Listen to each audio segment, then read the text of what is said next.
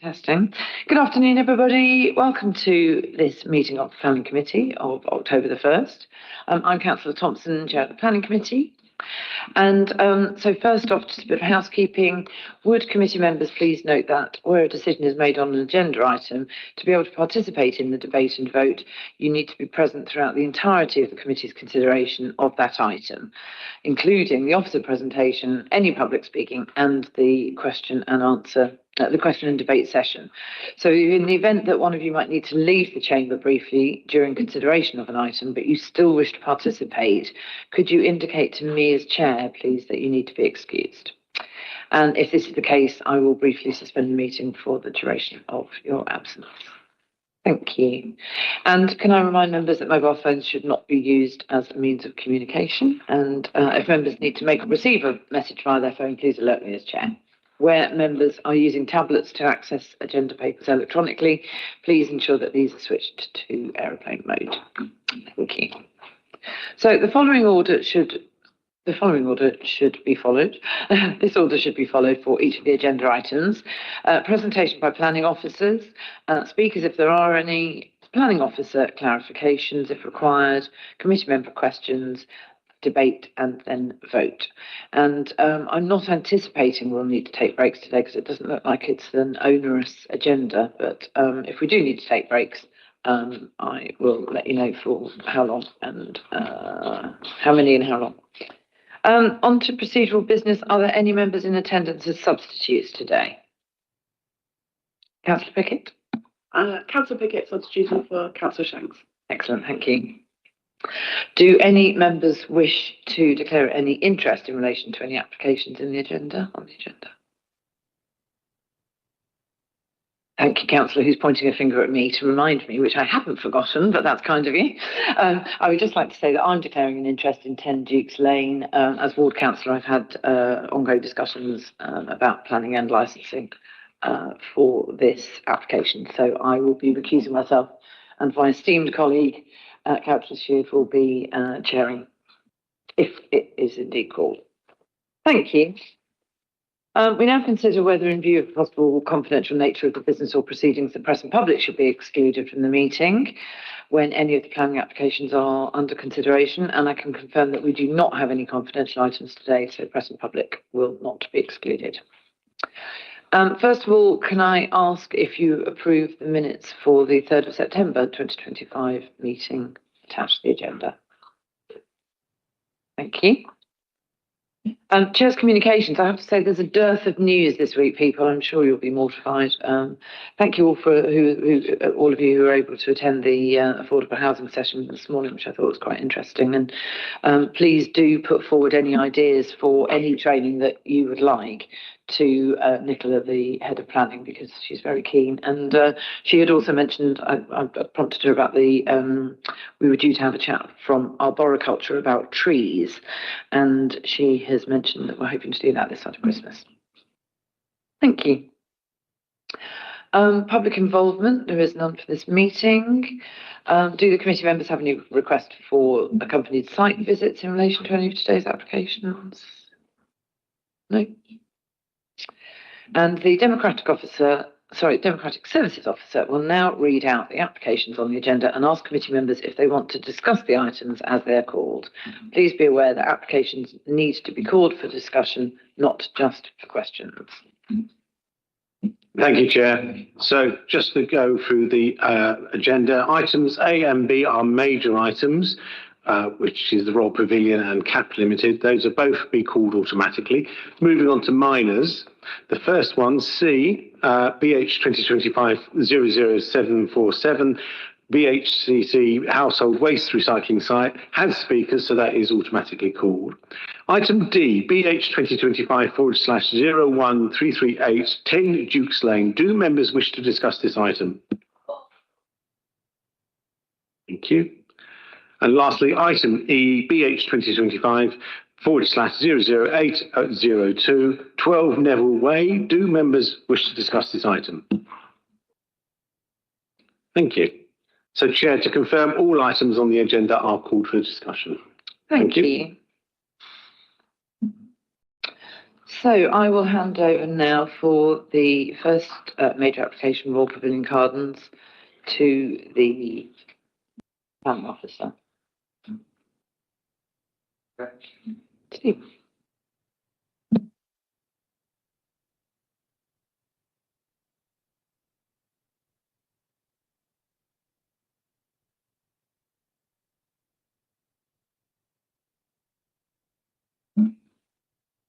Thank you, Chair. Good afternoon, councillors.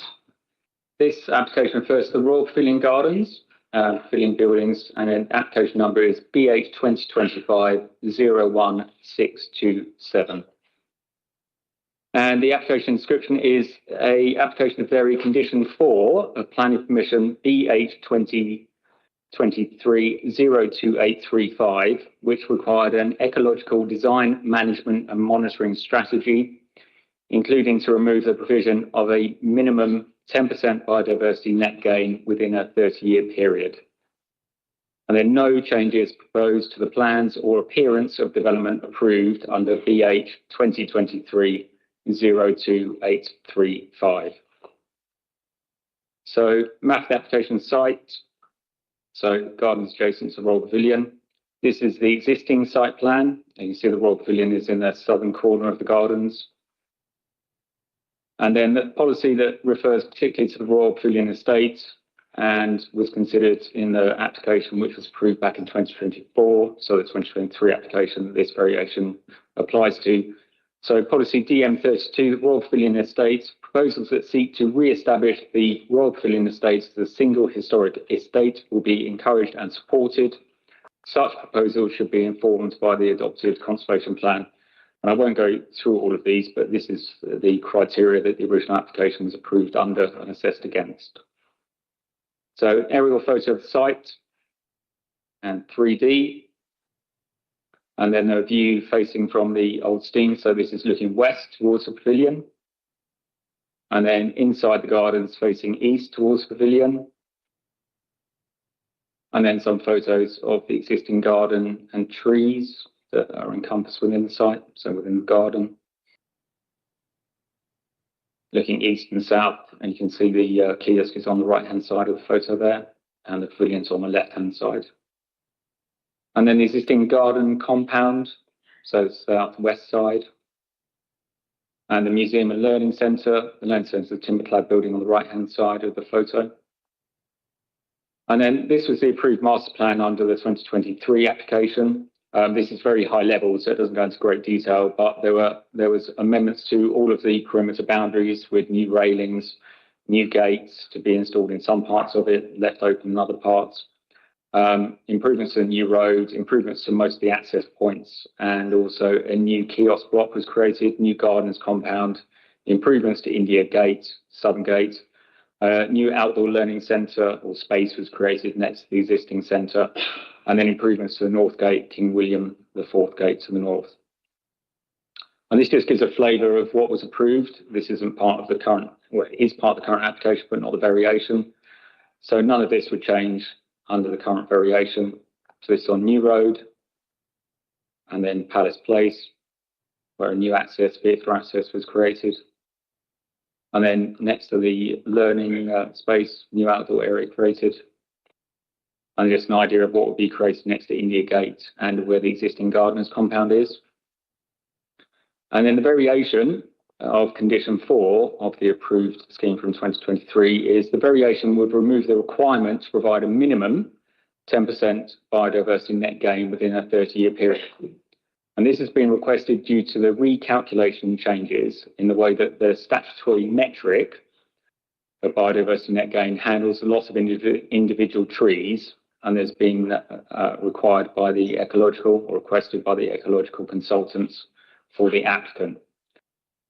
And this, to meet the 10% on-site BNG, a very significant increase in the number of trees on site would be needed, and it's estimated to be circa 148, because it would need 2.1 habitat units to be created. And the long-term heritage and cultural benefits of the proposal would not be realised with this level of tree planting.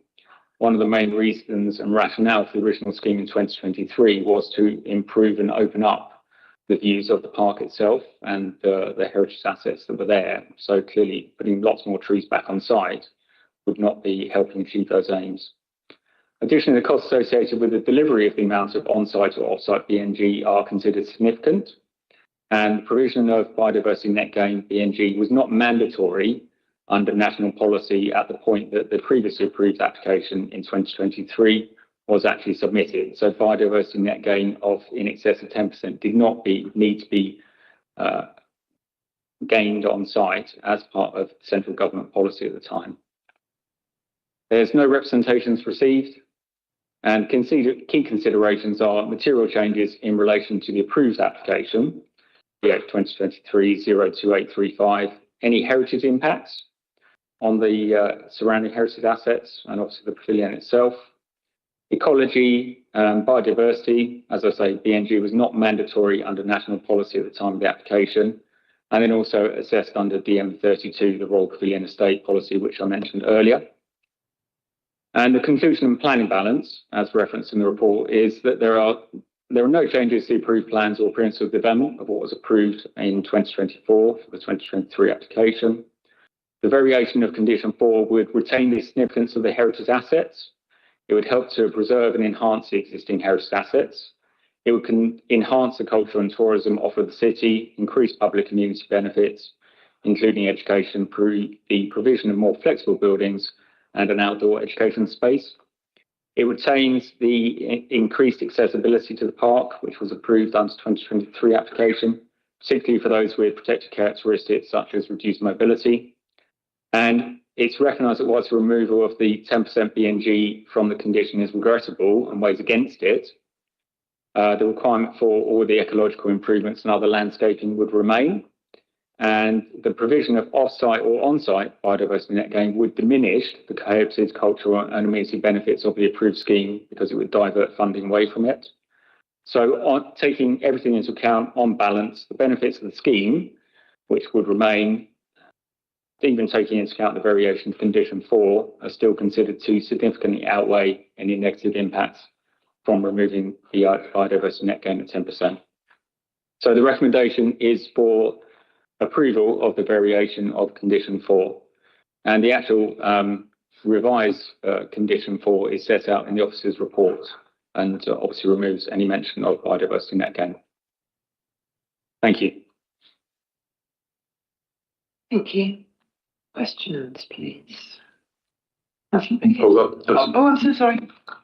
I was just going to say that we do have the applicant here and their ecological consultant as well. Excellent, thank you. That's quite useful. Yes, I'm sure we might have questions. Sorry, Jade. Yeah, just to add, so it's Lorna Roberts, who's the ecological consultant, and there's the applicant, who are the Museum Trust. Paul Dawson is also available, and he's the project manager for Brighton and Hove Council in respect of placemaking. He's working very closely with the applicant on this in delivery of the project. So that's Paul Dawson, and also Lance Penman, who's the Heritage Officer. He's also available if anybody has any questions in respect of heritage impacts. Thank you, Chris. Thank you, Chair. Thank you. Sorry, Councillor Pickett. Thank you. So I wanted to ask about, is it possible, I understand that, the 10% would not work. Is it possible we could amend it to a lower amount, so it'd be like 3% or something like that, that would work? And I'd also want to ask, does that mean, in terms of trees that are already in place, will any new trees be planted within this plan anyway? Alternatively, if we can't reduce or we can't amend the BNG, can we offset it elsewhere, sort of, I don't know, on street trees or something like that? Yeah, so in respect of a low amount, it's been discussed with the applicant. We've got to consider the application as it's submitted to us, which is at the moment that there wouldn't be any uplift in BNG. It's been discussed with them, and every increase in biodiversity net gain on site will mean that there's a decrease in respect of other elements for spending. So the viability of the project gets further reduced.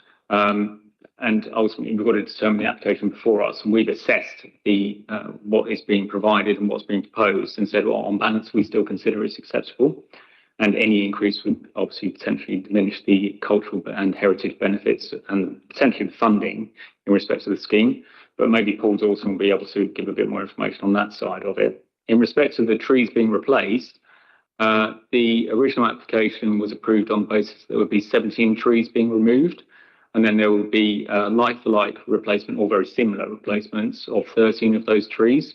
And then the remainder, there would be mitigation planting, and that's encapsulated under condition 8. So that's not a condition that we're looking at today, but that's a landscaping scheme for mitigation planting in respect to the trees. The exact, they haven't submitted clearance yet for discharge of condition 8, but is anticipated that there would be a significant number of trees replaced on site, the 13 that are effectively like-for-like replacement, and then significantly more as a part of the overall landscaping scheme. But that's not what we're considering as part of the application. But to answer your question, yes, they would be replaced. That's the anticipation of what was approved, and probably in excess, well in excess of what actually gets removed. And sorry, well, the final question was? Off-site. Oh yeah, off-site. Yeah, similar in respect to the answer to the first question, that we've looked at, or Paul Dawson and the applicant has looked, and the ecological consultant, they've looked at the cost of potentially doing it off-site. And once again, there are costs associated with it. If it was to be all put off-site, it's probably going to be in the region of 150,000. And obviously, as you reduce that amount, it becomes proportionately less, but that has a knock-on effect on what can be delivered on-site. So we just considered the application on the basis it's been submitted, had those discussions with them, and I think the applicant would have an aspiration to provide as much as possible on-site, as much as possible ecological improvements. That's really what I can say. So on balance, we consider what's being offered is acceptable. Can I just further ask? Can we ask Paul Dalton as well his recommendations? As well? Thank you. Is Paul Dalton with us on remotely? Hi. Yeah, I'm here. Hello. Do you want me to speak on the? I'll pick up. Unless is there a specific question, or should I just pick up on what Stephen was sort of suggesting I could add? If you could pick up on, I mean, I think Councillor Pickett had specific suggestions, but questions, but I don't know if you feel that they've been answered sufficiently by. I think in the main they have, but I would just like to hear a bit more about what you think about reducing the BNG or not. I think the difficulty with kind of coming up with a firm percentage is that we have the main focus of the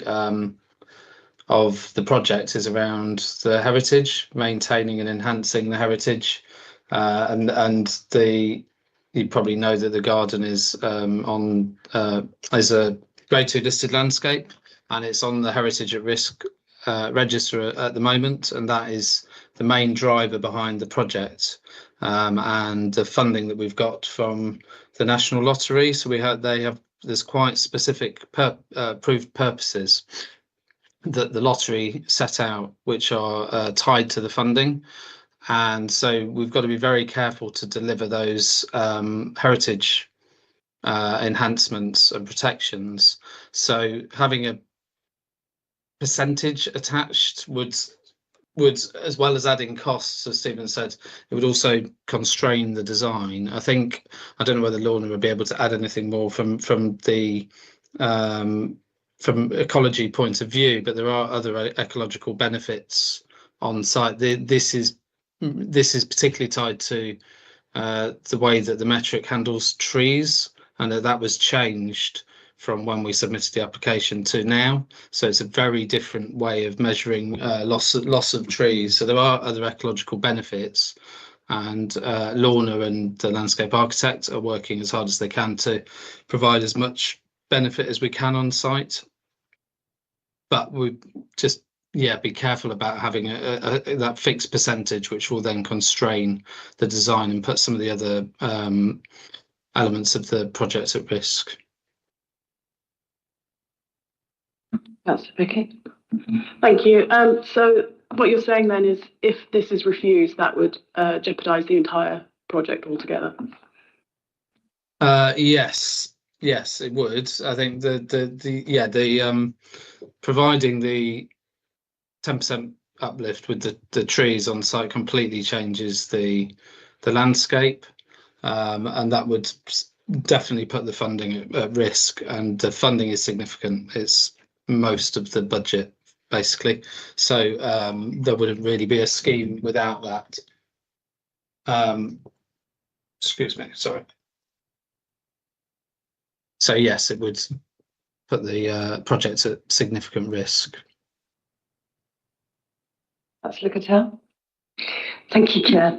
I'm sure that I heard at the briefing, but forgive me if I misheard, that part of the grant funding wouldn't allow off-site mitigation. Did I mishear? Thank you, Councillor. I think it's all wrapped up in the same issue that I don't know, Paul may be able to, I'm not involved in the grant funding side of things, so I don't know exactly how it's all allocated or what the constraints are around it, but certainly providing the off-site has the same effect as providing on-site in terms of the associated costs with it, and therefore that reduces the amount of money that would be available to do other things on site. Yeah. Understood, but maybe Paul can clarify. Yeah, I can add a bit more to that. I think, as I said just now, there are the funding comes with quite a lot of conditions attached. So there are approved purposes which need to be delivered on within that funding. The funding is tight, so diverting funding outside of the site would have a negative impact on being able to deliver those the improvements that we want to do on site. A, because it will be a better scheme for the gardens, but B, to meet the funding requirements. So again, it would put that at risk. I don't know that there's I haven't had sort of a hard and fast decision on that, but I think but it would be, if we can't deliver the project that they're funding, then that will be that's negative, and we'll put that kind of funding and at risk and the project at risk. Thank you very much. Councillor Winter. Thank you. I wondered if you could explain what this impact will have on the long term for that site, because if we're not fulfilling what was originally put forward, because at that time it was regarded as being the ideal solution for BNG and sufficient tree planting, in 10 years' time, how will that look in that area? Because obviously this is very important to the nature side of the city, and there's a lot of tree planting going on around the seafront and Valley Gardens. And so are we saying that this site is going to be treated differently? How can we actually justify this in the long term? I'd really appreciate an explanation on that. Thank you.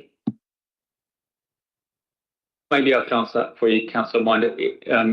Paul and or Lorna can elaborate if they think it's relevant. But what will be delivered on site is what was approved back in 2023 application. Yeah, so the proposed trees, the proposed planting, the proposed heritage improvements to the park itself, all of that will be as what was approved on those plans and what was anticipated and covered in those conditions. The difference here is that the metric that was used to calculate the biodiversity net gain of what was agreed to be provided has changed. So we as the LPA aren't anticipating that there would be any difference in what was approved and what was provided on site, and then over the period of the next 30 years, obviously that develops and provides ecological and biodiversity gain improvements over time. But there shouldn't be any change from what was approved to what is being delivered now, and the conditions around that would ensure that it's still delivered in terms of the ecological and the landscaping improvements. Those aren't changing. I don't know if Lorna or Paul want to elaborate in respect of maybe how the metrics change. That may be helpful.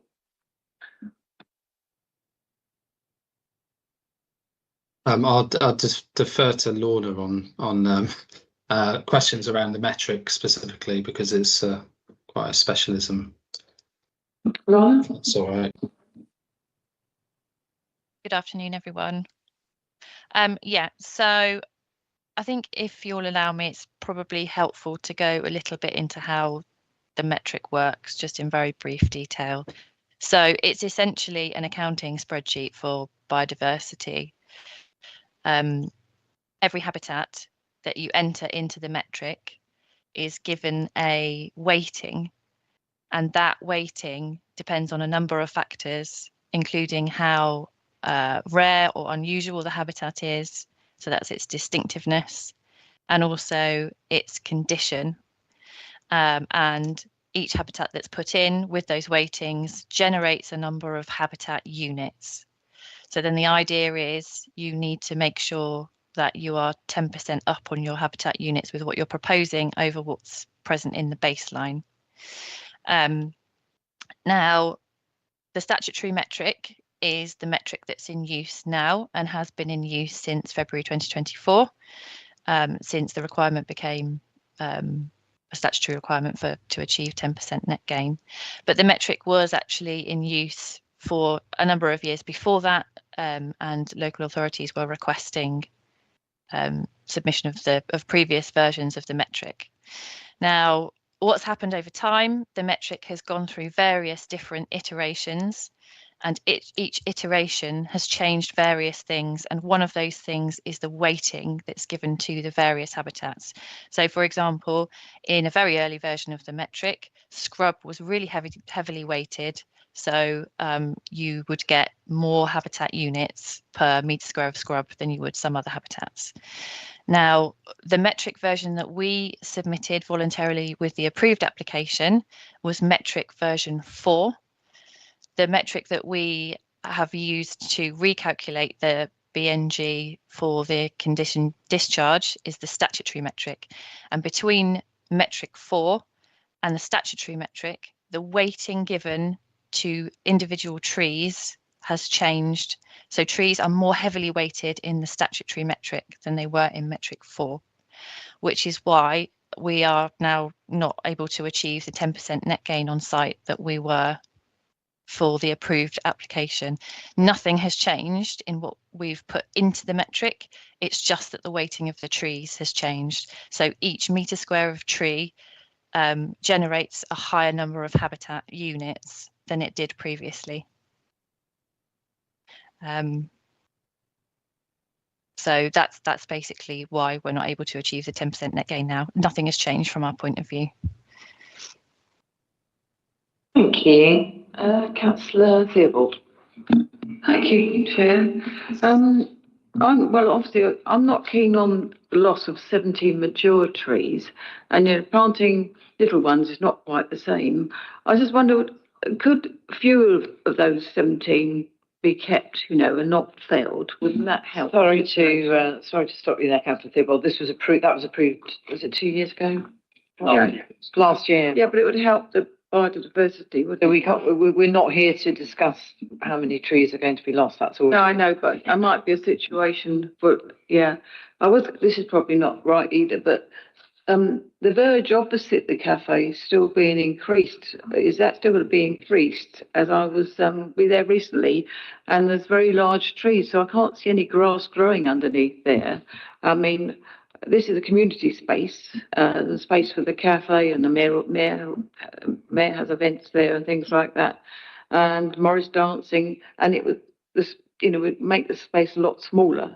So if that it would save money if that. I know if that was deleted, but I'd say I'm not happy with the loss of so many trees. Anyway, I know I've had it before, but just to think about the verge, whether that has got to happen there. Yeah, thank you, Councillor. There are no changes in respect of what was approved back in 2024 from the 2023 application. So all the changes that you're talking about in respect of the area in front of the garden and the loss of the trees, that would all remain as is, and the replacement and the mitigation planting. All they're seeking to do is alter the obligation to provide the 10% BNG uplift for the reasons that has been elaborated quite well by Lorna, I think, in respect of, well, the metric has changed, but what's actually was approved and what was provided is no different. Yeah, I think just to make it clear, if you think of it, they are going to provide the 10% uplift as per the old biodiversity net gain metric. So what was approved, the schemes will be exactly the same in that regard, and they are going to try and if they can improve landscaping and increase over that, they will do, because there's a condition for landscaping. So they are going to hit the 10% metric, or as the metric was at the time of the last application. It's just the new metric has moved on, and they aren't able to do that. Thanks, Chris, for clarifying that. Yeah, it's the metric that's changed. Councillor Earthy. Thank you, Chair. I'm not sure if this is a question or an observation for debate, but I'll try and you can correct me. I just want to know about if this is a case of us actually preserving our heritage as much as our building. Because if you go back to looking at the John Nash original layout of the pavilion with the grounds, it's a classical example of its type with very clean sight lines from all angles. So he's got a certain number of trees in the layout. So he's got an early 19th or late 18th century view of this, right? If we go on to this and insist that there are going to be a lot more trees, we are fundamentally changing John Nash's vision. Is that what we're looking to achieve here? Because my view is there are, to agree with what is being put before us and leaving the Nash design as clean as possible, then necessarily putting the trees somewhere else. So my question is, do we have an obligation to uphold the original vision of the architect from 200 years ago, or are we imposing a 21st century view of the environment on a 19th century design? Sorry, that's a hell of a question. I'm curious about this because I remember were you on the planning committee last year? Because I remember having this discussion to say, because personally I found it really upsetting that so many trees were going to be cut down to guard that or reinstate that vision, because actually we're now in the 21st century and we'd rather have trees than vision. But I'll let the planning officer answer. But putting up, was it 149 trees when they mature is going to completely change the Nash designs? Absolutely, yeah, 100% correct. The application was put forward and approved back in 2024 and submitted in 2023 on the basis of it would reopen up the Nash views and the perspective that was anticipated for the Royal Gardens when they were first. And therefore there was a removal of some trees and there's replanting of trees in different areas which don't obscure with the views. The prime reason for if we allow the biodiversity net gain on site with the new metric, we would have so many trees on site that it would completely undermine the whole premise for the original application being approved, which is the enhancement of the park itself, the opening up of the views. And you can imagine 140 or so trees on site in 30 years' time, the amount of park that would actually be left open would be relatively limited. Yeah, so you're completely correct. Councillor Robinson. Thank you, Chair. And I'm kind of on the same page as Councillor Earthy. Exactly what I was going to say, that, the purpose of this is to open up the heritage assets. Yes, we need more trees in the city, but we'll have to have those trees somewhere else. This isn't a forest or a park. It's a heritage site, and we want to open it up and see the lovely buildings. Thank you. Any more questions? Shall we move to debate? Who would like to start off? Councillor Cattell. I think technically Joy's already opened the debate by saying that statement. Yeah, but I think the thing is, now that Lorna has made it crystal clear to us about what's happening, and I'm just looking back at the previous officer's report for the actual main application, and no objection. The proposed development is unlikely to have significant impacts on biodiversity, and any risk can be mitigated. It's considered that biodiversity objective of at least 10% will be met. So that has happened, but because we're putting it against a different metric. We can't go back on that, because otherwise, A, we'd lose, most of the funding would be spent on trees. B, we wouldn't be able to see the pavilion. So I think we have to concentrate on the fact that this is no different. It's just taking out a couple of words from the condition. And I think the consequences that Kerry picked up about what would happen if we refuse this, it's like, why would we do that? Because we've got a world-class heritage site here that's literally known all over the world, and from a slight misunderstanding or change in policy, why would we refuse it? So I'm certainly going to put my hand up when you ask us to vote for. Thank you, Chair. Thank you, Councillor. Councillor Nairn. Yeah, along the same lines as Julie and Mark, I'm more than happy to vote for this because I think the purpose of this work is to restore a piece of art. And I think if current regulations require us to chuck 174 trees in there, which completely undermines the purpose of restoring that piece of art, then it seems stupid to blindly insist on doing that. So, yeah, I think for me, this is a really simple yes. Councillor Theobald. Yeah, I think mostly it's a good scheme, but of course I didn't like some parts of it last time, like lots of too many trees.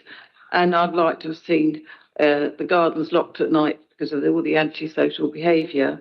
But there's been no objection from Heritage, no adverse effect, they say. Sussex Garden Trust, no objection, and the Garden Trust, no objection. The gardens, I've been around that way a few times recently, and the gardens look an absolute mess.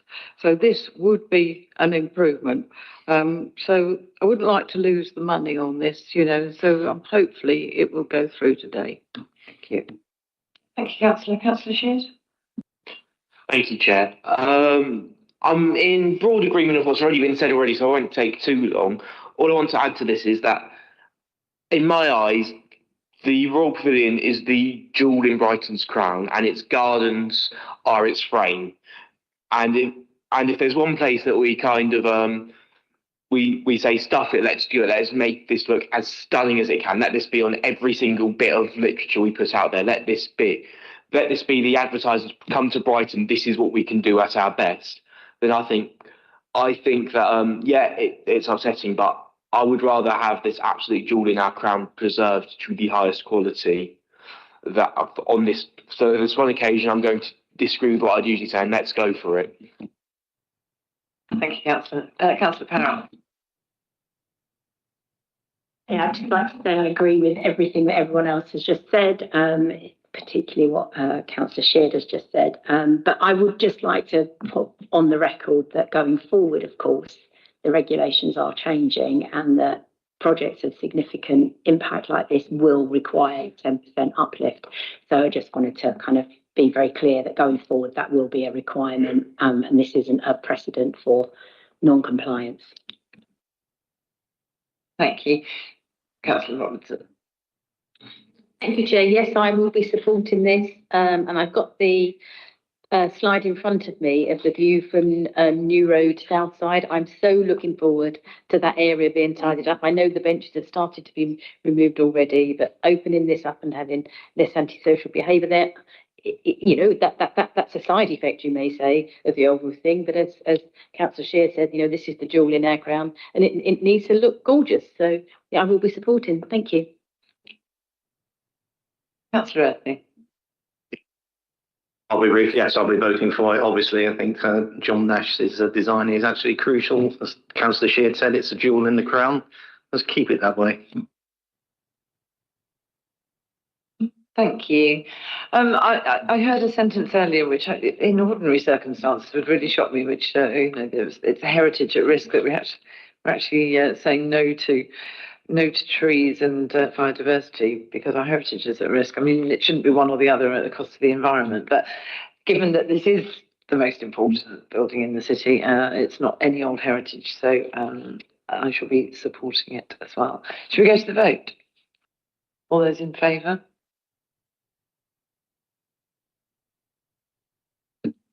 That's unanimously agreed, Chair. Thank you.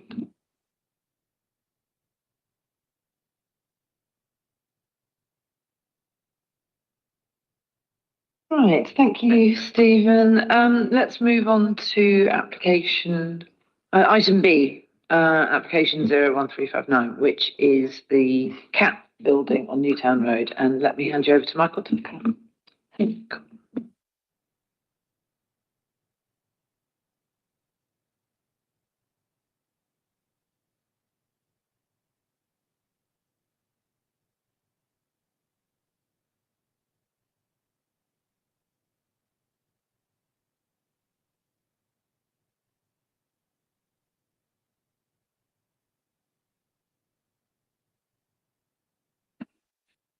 Chair. This is an application at the former Cat Garage on Newtown Road, and it is another Section 73 application. This time they're seeking to vary a condition relating to BREEAM, and they're applying to reduce the required overall rating from excellent down to very good.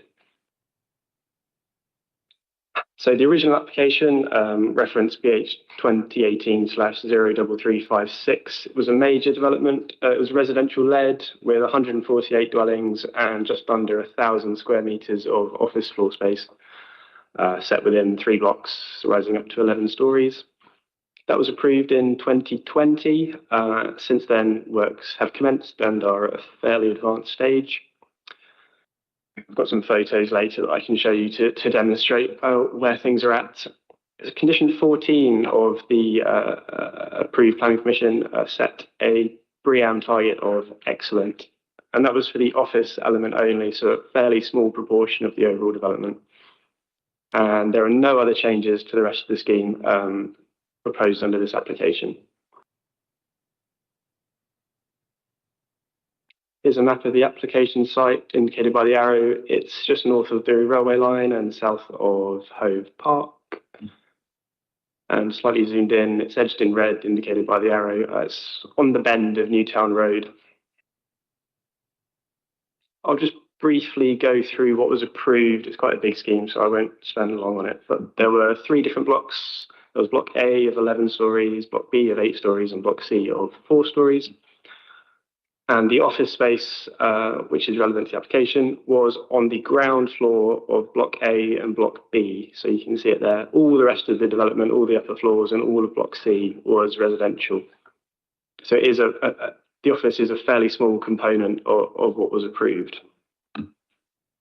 Just a few elevations. This is the west elevation with Block A and an outline of Block B.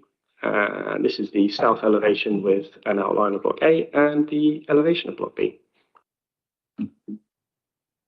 As I mentioned before, the works are at a fairly advanced stage. You get a sense from these aerial photos, but they are a bit old actually, and these are more recent. And you can see this is Block A with the concrete structure pretty much in place, and the same for Block B there. The concrete structure is pretty much there, but the actual building is still unfinished. So just briefly summarising the applicant's justification as to why the BREEAM target should be lowered. The way BREEAM works is that there are various credits that you can obtain at each stage of the project, and some of those are at very early design stages before it's even got to a planning application, and some of those are before they start works on sites.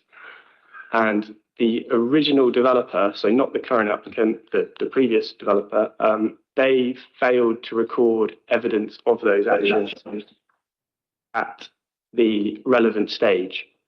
And because BREEAM's quite strict, the current applicant, because of the stage works are at now on site, they can't go back in time and get those credits now, so they are essentially permanently lost. And so even though the scheme could originally have achieved BREEAM excellent, because of the lost credits, it's no longer technically feasible. We've received no representations, and there's only one key consideration, which is the sustainability credentials of the scheme. In terms of our conclusions, obviously it's disappointing that the previous developer didn't do what they needed to do to register those credits. But that sort of is what it is, and there's nothing the current applicant can do about that because of the way BREEAM works and how strict the regime is. The scheme is still targeting all of the credits that they would have had to go for if they were going for excellent, that are still remaining and available to them.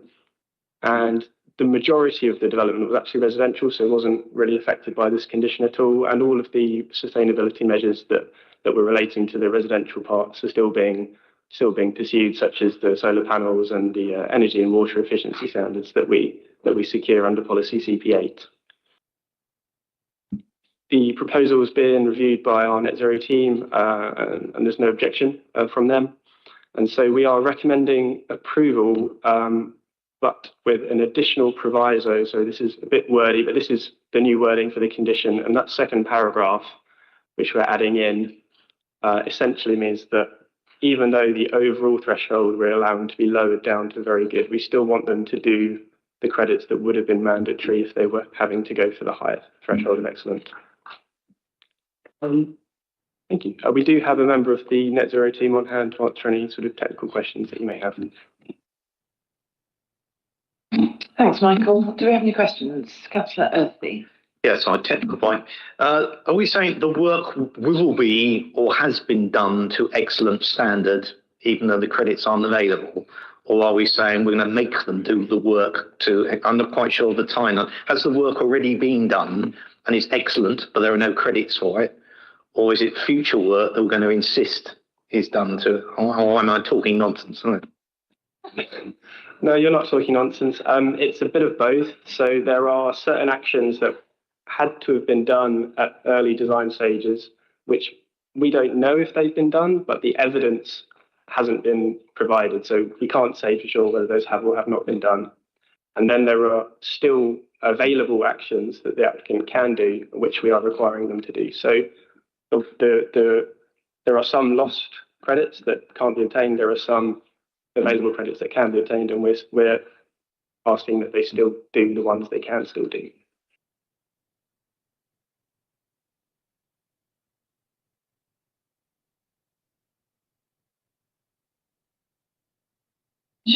Chris just said to me that we've got the applicant here. Did we want the consultant for net zero to say something? So a member of the net zero team. Yes. Here. Are they? Hello? Who are they? Sylvia. Sylvia. Sylvia. Silvio. Hello, Silvio. Hi, I'm Silvio from the Net Zero team. And well, Hello. like Michael said, well, the developers are still targeting all the mandatory credits for excellent, but well, they cannot target anymore the credits that were prior to this stage. That's sad, but anyways, the project is high standard. They are achieving a lot of CO2 emissions, and when we review the project, that's why we agreed to lower this rating from excellent to very good. Okay, thank you. Councillor Sheard. Thank you. Just in my mind, because I'm not an expert in BREEAM. This is, I think, the first time I've ever heard of these initials before. So please give me a couple of minutes to wrap my head around them.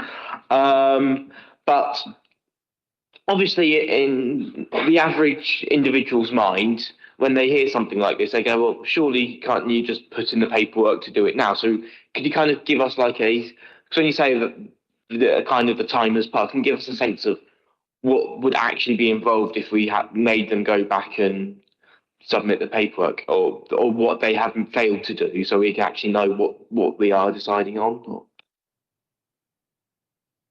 Councillor, the way the BREEAM assessment works is that they have to record the evidence of those actions at each REBA design stage, which is there are quite a few. There are, maybe Silvio can go through them in more detail, but they relate to things like the planning of the project and the procurement strategy for materials, and demonstrating that the design of the building allows it to be sustainable, essentially. And so they may or may not have already been included within the scheme. The previous developer may have done those, but because they didn't record the evidence of it, the current applicant just can't get those credits anymore. Maybe Silvio, can you go into a bit more detail on the actual what those early stage credits actually require? Well, those early stage credits are credits that inform the design, the concept design of the project. But like as Michael, it's a long list. For example, we have a project delivery planning, a stakeholder consultation, signing, and BRIAM consultant, and so on.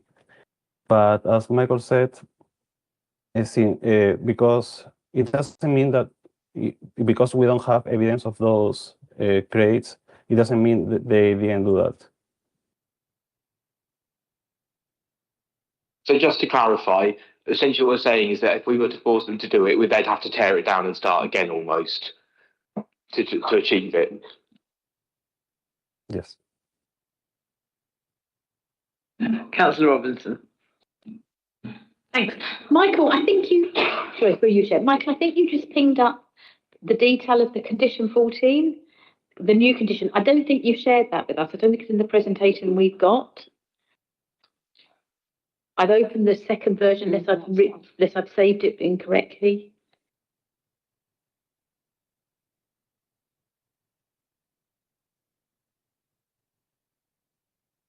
Can you? Yeah, because I don't remember seeing that. Thanks. I think it.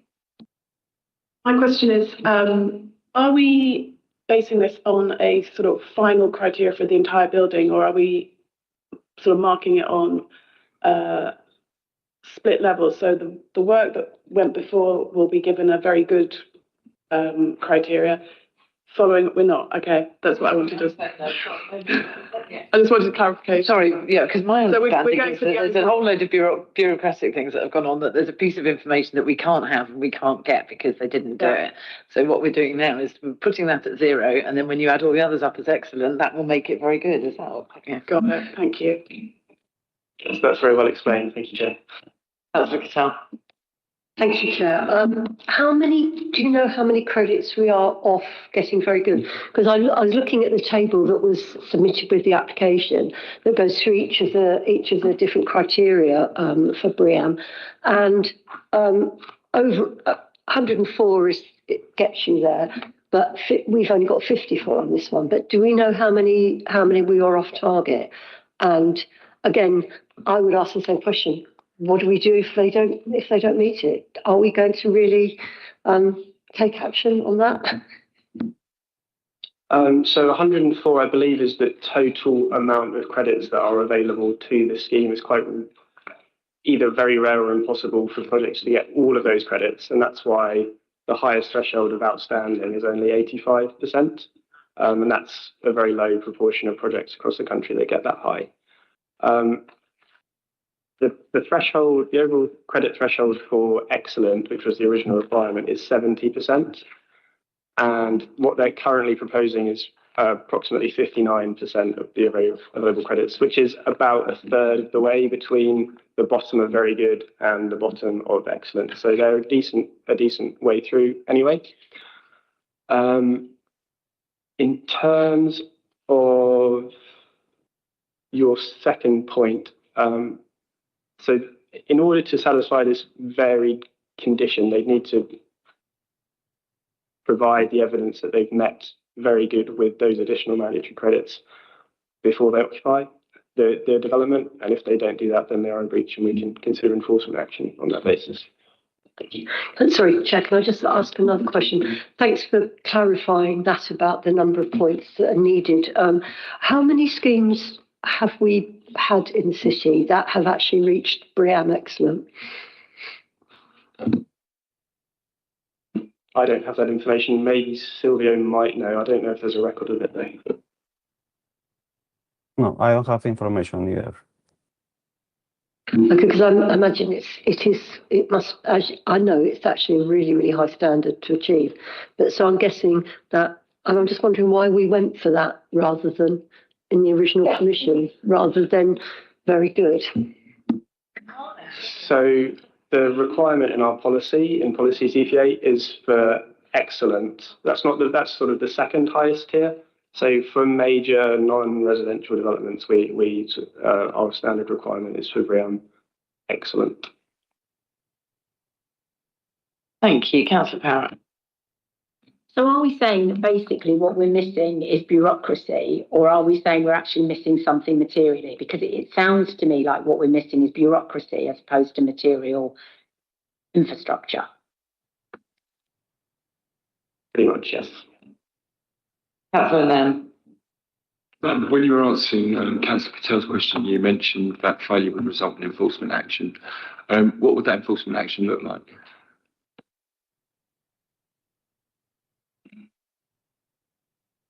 Well, I think ideally we wouldn't get to that point in the first place because we've already going through this process of lowering the target.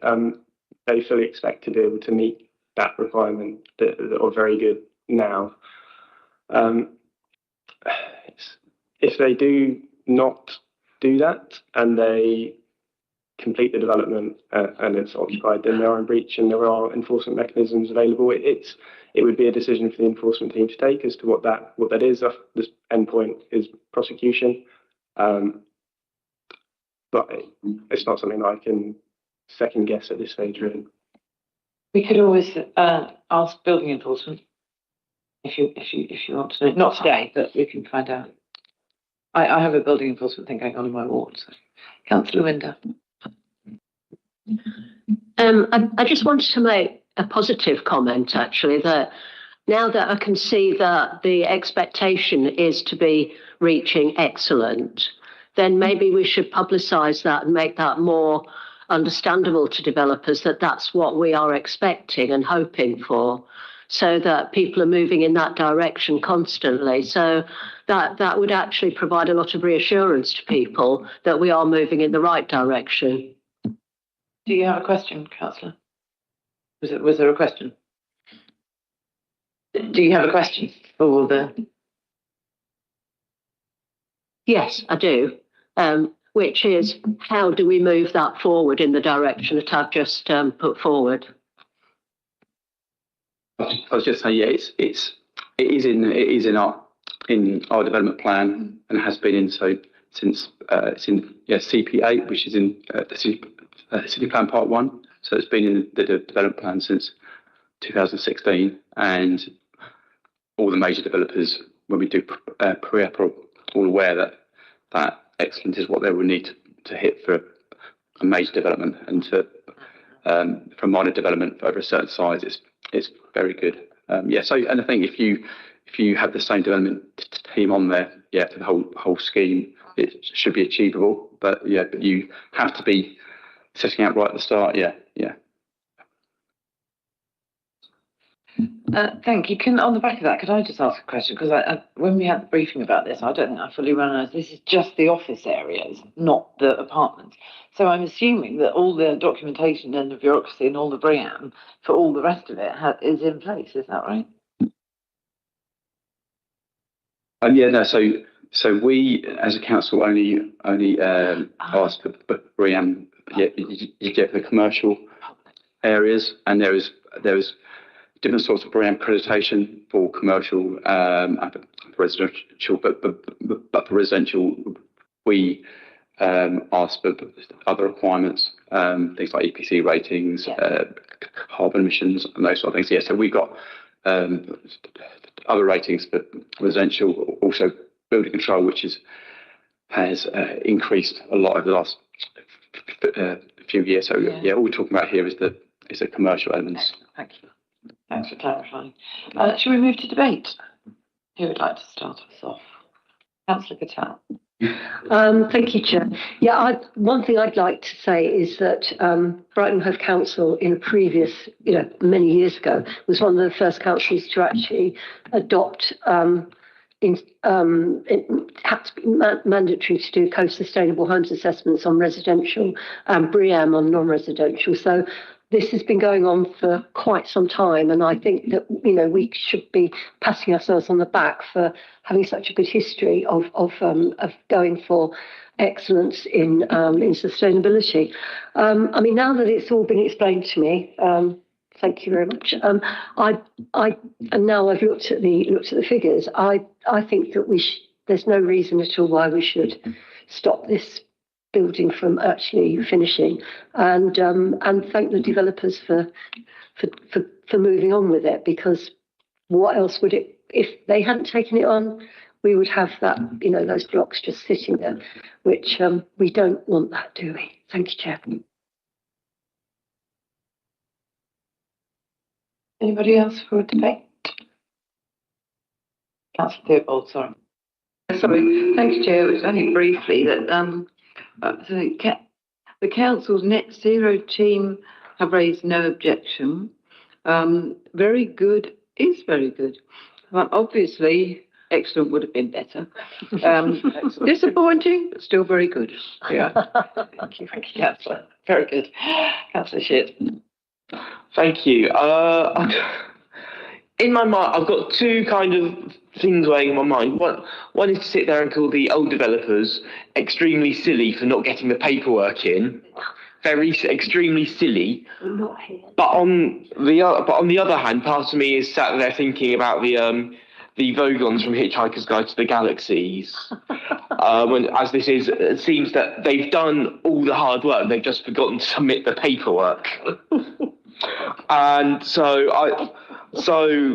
whilst it is extremely disappointing, and there is an extreme lack of extreme demonstration of silliness on behalf of the development team here, it's clear to see that the standards that or the action that we were setting out for are still going to be achieved, even if we don't have the little certificate to say that we have submitted the paperwork and done. And I was about to launch into a joke and reference Hitchhiker's Guide to the Galaxy again, but I will spare you all. Councillor Pickett.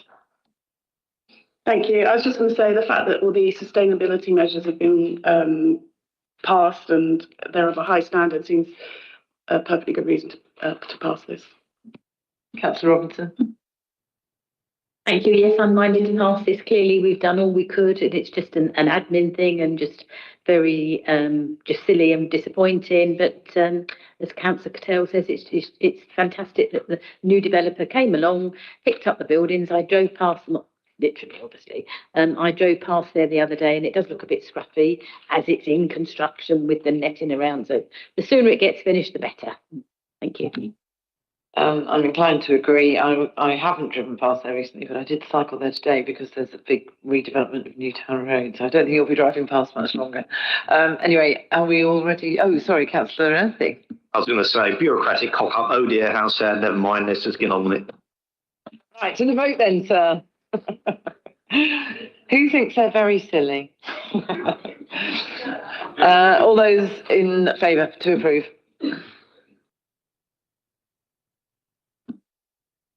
Thank you, Chair. That's unanimously agreed. Thank you. Thank you. Moving swiftly on to item C, which is application BH 2025-00747. Oh, thanks, Natalie. The BHCC household waste recycling site in Hove. And do we have Helen here? I'm going to do this one. So. Oh, sorry, we're going to have Chris to do this. Excellent. Okay. Is Councillor... Oh, let's start with Chris for our presentation. Thank you.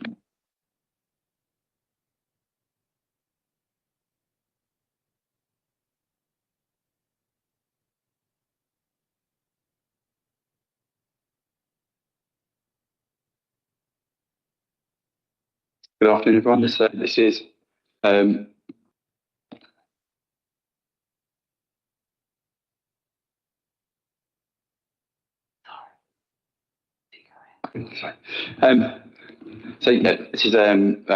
is an application to the BHCC household waste recycling site at Modbury Way. The application number is BH 2025-00747. It's an installation of a fire tank and pump house to be used in emergencies. The tank and pump are required to comply with the Environment Agency Fire Protection Plan, which is called FFP guidance. So here's the site. It's close to Aldrington Station, just north of the railway line. Here's the recycling site and the actual part of the site where the pump house and fire tank will be is on the south of the site, just by the railway line. So here's the site outlined in red. This part is where there's going to be a ecological improvement. So it's 11.4 metres from the nearest boundary. It's actually about 25 metres to the nearest house there, and about 32 metres to the nearest house there. So not close to neighbours. It's another view aerial photo of the site. We've got residential to the west. We've got the train line to the south, and then we've got more commercial to the east. It's another 3D area of the site. We've got screening, existing screening of trees on the boundary. Here's the floor plans of the water tank and the pump house. The pump house is 6 metres by 4 metres and 4 metres in height, and the water tank is 10 metres by 5.5 metres and 4 metres in height. Here's just some elevations. They're going to be in either green or grey galvanised steel. And again, some more elevations, very rudimentary, as you might expect for this sort of use. So here's the view looking to the rear boundary. This is the view west. This is where the neighbouring houses are and gardens are. This is a view to the rear with the railway line beyond with that tree, and this is a view east to the other commercial properties. We've had an objection from Councillor Begin, who was planning to speak. I'm not sure if it was. I'm told he's not going to be able to attend now. And then we've got 11 other objections in terms of increasing noise vibration, increasing smells and flies, visual impact, location and need of the tank, and lack of consultation on the site.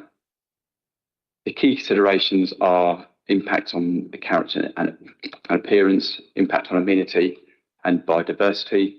In terms of character and appearance, as you're seeing, it is at the rear of the site. It's not visible in the public domain. The buildings are considered to be appropriate for their site in a commercial site, and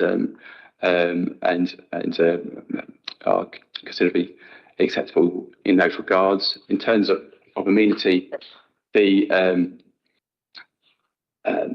these buildings are sited over 11 metres from the nearest boundary, so there's a lot of separation. Yes, there's no significant impact in terms of loss of light or overshadowing or any enclosing or overbearing impact. In terms of biodiversity, they are losing a mature sycamore tree and a younger sapling. And in terms of biodiversity, again, they are going to replace with 10 trees on site, which is secured under conditions. So just going into the conclusions again, yeah, the fire tank and pump house would not be highly visible and would not be significantly impact on the character and appearance of the site or the surrounding area. The proposal would be set away from neighbouring properties, and there would be no significant impact in terms of loss of light or any closing or overbearing impact. The environmental health team have no objections to the development. A condition is recommended to secure further details of suitable treatment for all plant and machinery in terms of soundproofing. And as such, there will be no significant harm to neighbouring properties in terms of noise and disturbance. There are no significant transport impacts. And as I said previously, the provision of on-site B&G can be appropriately secured by condition, as well as precautionary working methods on site to protect any species on site. So recommendation is to approve. And that's it. Thank you. Bear with me 1 second. I'm just going to get some advice.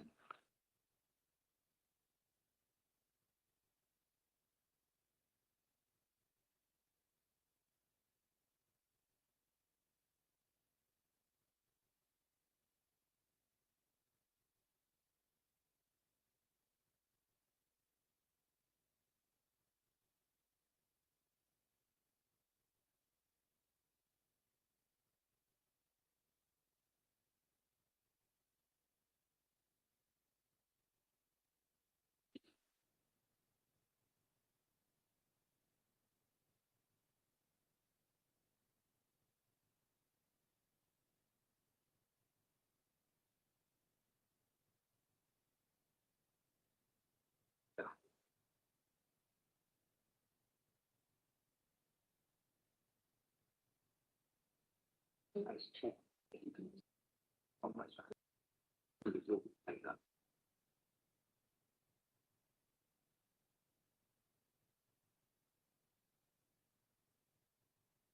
you. I've just had to take some legal advice because we have the applicants in person at the back of the room here, and but unfortunately, because we don't have the objector, the ward councillor giving the objection, we're not able to hear both sides, in which case we can hear neither side.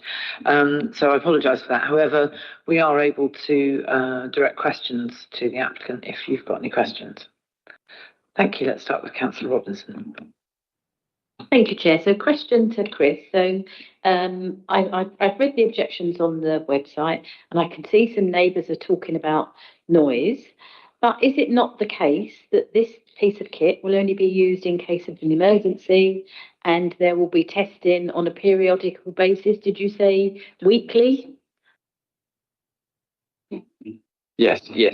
My understanding and in the report is, yes, it's only going to be used in emergencies, in a fire emergency. So we'll have to test the equipment, which will be done in office hours, and it will. I think the plan is for it to be tested every week. But the other thing is we've got the condition which has been suggested by our environmental health team in terms of soundproofing. So we will have to get details up front of soundproofing. So yes, we're not envisaging that the testing is going to create any noise issues anyway. Councillor Pickett. Thank you. I just want to ask, I assume that without this piece of kit, the waste facility won't be able to function because it won't be in compliance with the fire safety regulations. I've not got all the details of the actual other legislation because it's not planning legislation, but for my understanding, this guidance was first acted in 2016, but there's been a latest update in 2021. I think it is this latest update that they have to comply with. Yeah, so it's not something that they will be doing if they didn't have to do.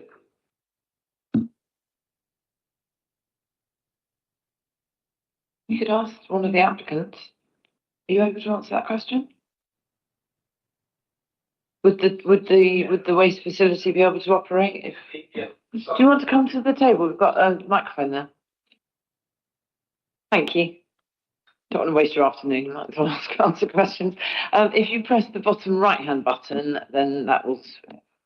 Okay. Yeah. It can operate. Sorry. Could you switch it off a second? Can we have your names, please? Thank you. I'm Simon McKee, Planning Manager at Veolia. I'm Martin Benson, Contract Manager at Veolia.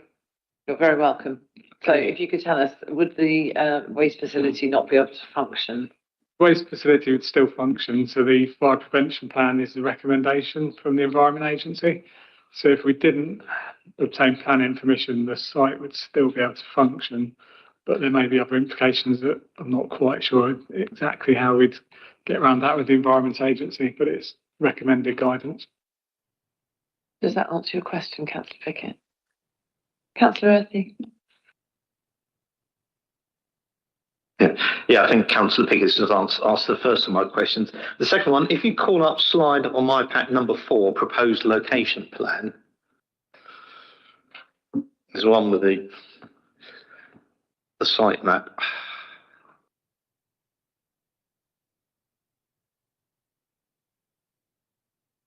Well, if you can all see it, it's not on the big screen. Yeah, so if you go further down.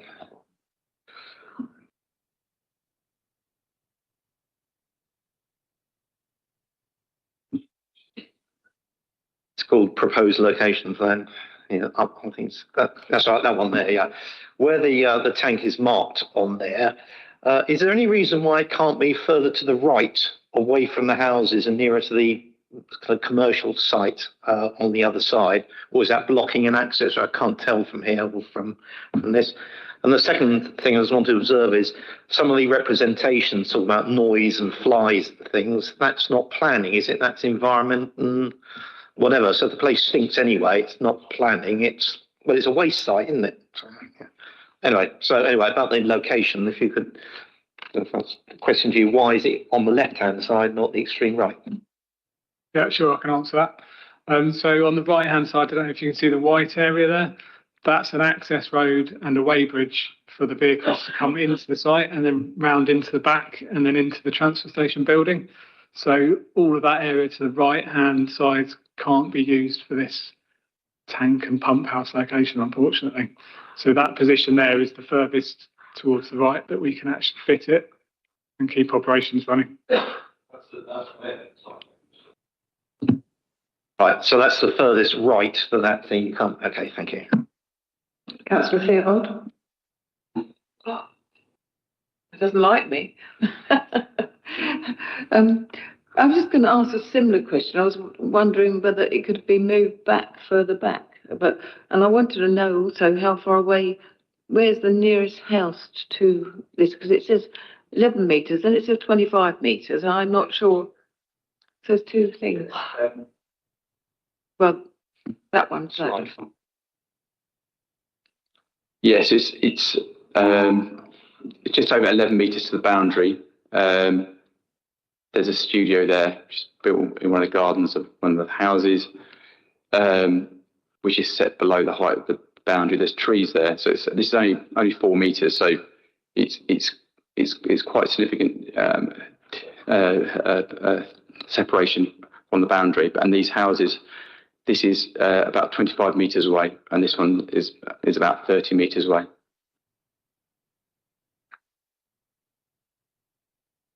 Councillor Pickett? Oh, yes. Yeah, sorry. Didn't I get an answer to my question whether this facility could go back further? That was all. Right, it seems to be quite near the railway station up there. Could it go? Can I ask these?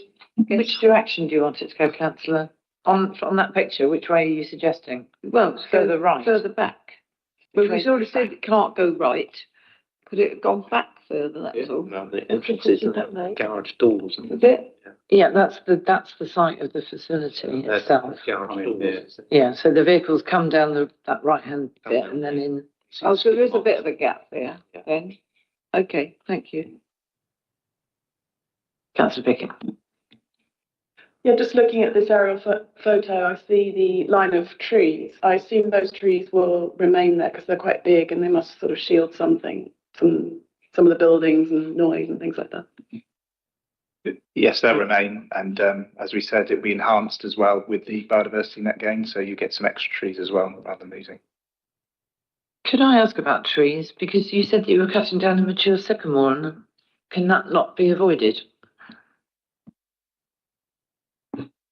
Yeah, in the green area where the tank and pump house is going, there is that tree that does need to be removed. Again, unavoidable because of the location, but that's why obviously you have the biodiversity net gain, the trees coming in, you do the calculation and then you end up with 10 extra trees in effect. I know calculations, but it's, mature trees versus new ones. It's not the same, young ones. It's not the same, but anyway.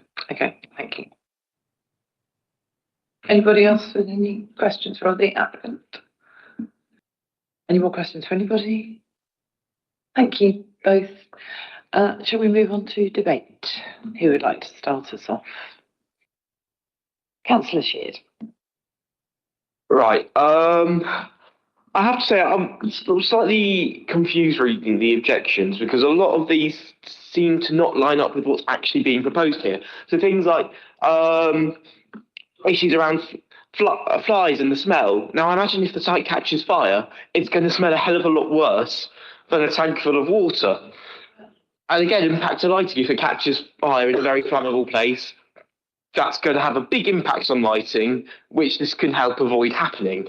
So in my mind, all the objections are kind of addressed by building this. And in my mind, I'm trying to see what the objections are actually getting at. So in my mind, everything they're talking about, this will help avoid. So on that basis, I am very much leaning towards supporting this development. Thank you, Councillor. Councillor Cattell. Thank you, Chair. knowing that we had a couple of fires down at the other depot in Hollingdean, and they were caused by, I think they were caused by batteries, lithium batteries. I mean, I think if I lived there, I'd much rather have these tanks there than the danger of a fire. So I'm very pleased that they are taking on board the recommendation of the Environment Agency, and I think this is a bit of a, I think people just saw waste site and then didn't read any further, which quite often happens with, when people see site notices. So I'm going to vote for it. I'm not even leaning towards it. I'm definitely going to do it. Thank you, Councillor. Any more for debate, or should we go to the vote? Oh, I did beg your pardon. Sorry, Councillor Theobald. Briefly, Chair, I was worried about the houses being near, but they're not that near, and you've got the railway line there. So, and then environmental health and environmental services are not objecting to this, or especially the health are not objecting. So, I think I would go with this as a health and safety thing as well. Thank you. Thank you, Councillor. Shall we move to a vote? Who would like to vote to approve? Good heavens. Thank you, Chair. That's unanimously agreed. A first for us, 3-9. Oh, sorry, no, we have a. Well, okay. Would anybody like a comfort break? I'm obviously recusing myself now. I'm going to hand over to Councillor Shear, but maybe we could meet back in 10 minutes. 5 minutes, apparently. 5 minutes.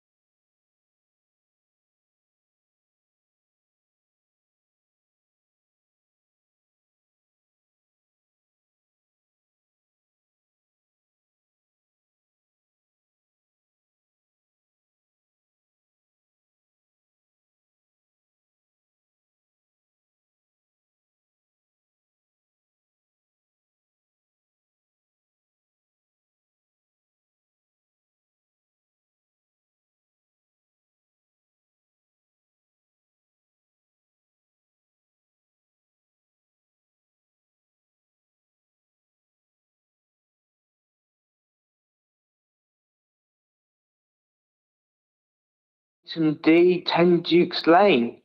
Hand over to the presenting officer.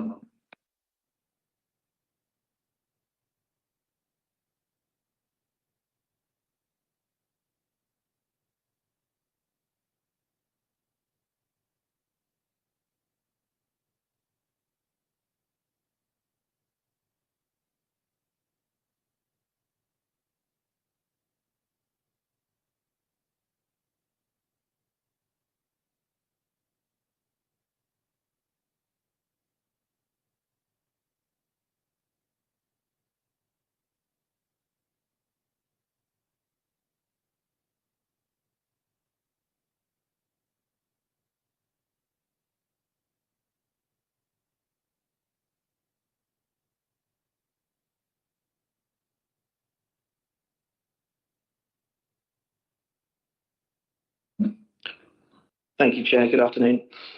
This application is BH 2025-01338 at number 10 Dukes Lane.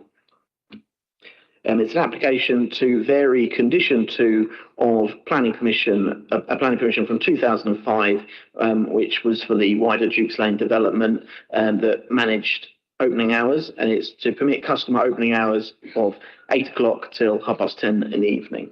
The original application limited opening hours to from 8 a.m. till 6 p.m. This you see here on the location plan, the application site is here, and it fronts onto Dukes Lane here, and there is access at the rear to a private car park. And here's the application site again here in the middle of these three red tile buildings. And this is a view from the south. So this is the rear of the building. Here's the private car park I mentioned. And this is the front. So this is looking south. This is a street view image. This is the application site. This sort of central one with the grey shop front. This is a view from the street level at the rear. So this is from the private car park. This is the application site on the right-hand side with the black doors. So this is the proposed floor plan. So there's no proposed physical changes as part of this application. It's purely to do with the condition, changing the condition that limits open hours. An outside seating area is denoted here, but that does not formally form part of the planning application. And this is the first floor. And we've had 5 representations objecting to the proposal on the following grounds. They say the red line does not include the outside area, but because the red line is the same as, so this is a variation of the 2005 permission, which the red line only went around the buildings itself. So the condition limiting opening hours applies only to the building. That's why the red line only goes around the building. An outside seating area doesn't form part of the actual planning unit.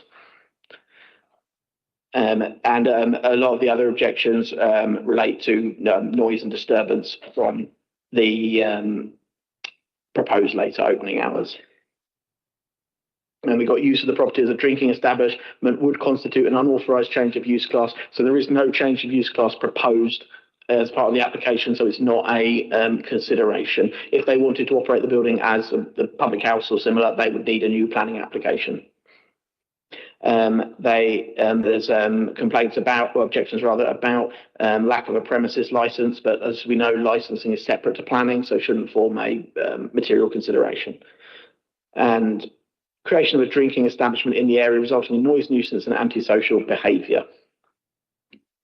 The main considerations relate to the principle of changing the opening hours and the potential impacts on the amenities of local residents and business users, highway safety, and the significance on the conservation area and nearby listed buildings.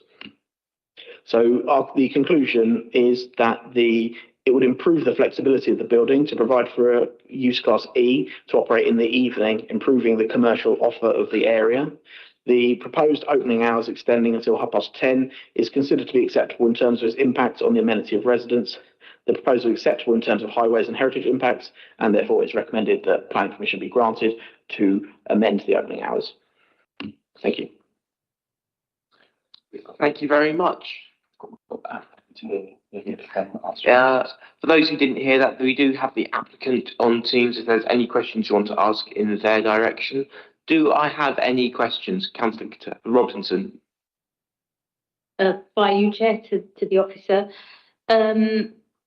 So I know this area, and when we talked in the briefing, we talked about it being a city centre area, therefore residents who live there must expect a certain amount of noise. I'm not sure that I totally agree with that, by the way. And in areas like that that are very confined, there'd be an awful lot of echoing around. Even if just two people were making a noise, it would echo all the way around. But I get the complexity of, we're not talking about the outside seating area, are we? Is there anything we can do within this application to somehow control that? Is that just by that I mean add a condition to say yes, we might be happy for the inside area to stay open till 10:30, because that's the same as any Moogly and any other restaurants around. But the outside area, that would be completely wrong to be open till 10:30. People have got kids or got to get up early to work. But bear in mind that's outside there. Is there anything we can do about that?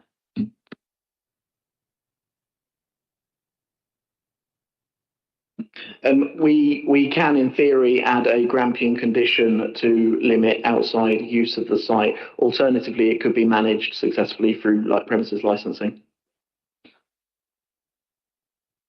As a belt and braces, and because I know that there are plans to change the licensing policy for this central zone, I would prefer that we did it here, so we know that it's done, because it may not get done in licensing if others were to agree. So yeah, we have got the applicant here. So I'm not sure if they already have a license or not. I'm not sure. Maybe that'd be a question for the applicant. Yeah. Yeah. Do we have Kate Lewis online? Hi there. Yes, I'm here. Yes, we all of us hold a personal license, and just to go back on that last conversation, we have spoken to the police regarding our license, and we've agreed that a 9 o'clock close for the outside area would be a good way of controlling the noise pollution from outside. So the outside area will close at 9. I'd just like to answer that if I may.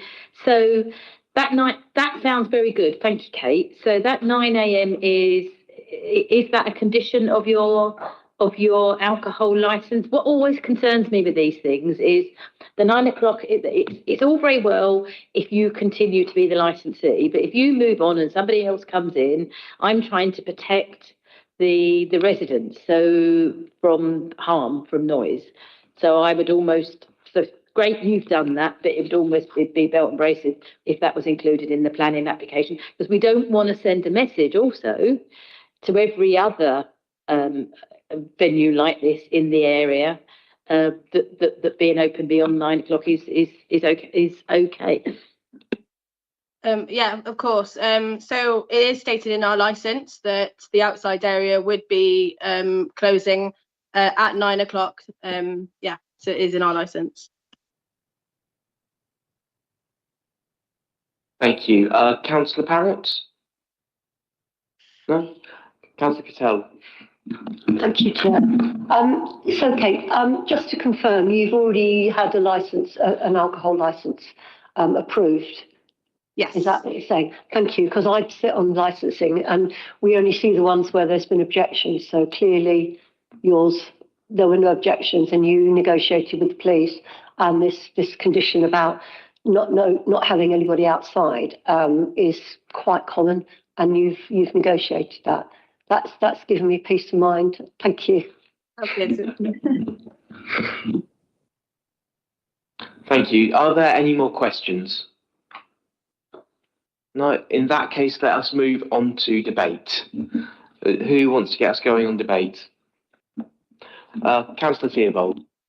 Yeah, I mean, this is sort of in the city centre, but it's a fairly busy area. I was concerned about the outside area, but now I've been told that information. I think it needs to be minuted, to make sure that it doesn't go past 9 o'clock. you know, because just verbally saying it's not enough, is it? But I'm more satisfied now with this. Thank you. Thank you. Councillor Robinson. So could this be added as a condition, as a belt and braces?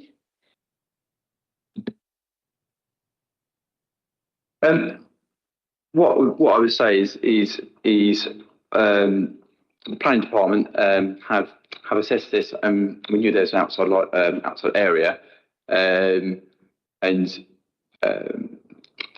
in our consideration, because of the small size of the outdoor area, we didn't think it was necessary, and we meet the test, to have a condition on there. So we don't think it does need a condition, but if yourself as a member and other members want to put this forward, then yes, it is a condition that would be able to be added.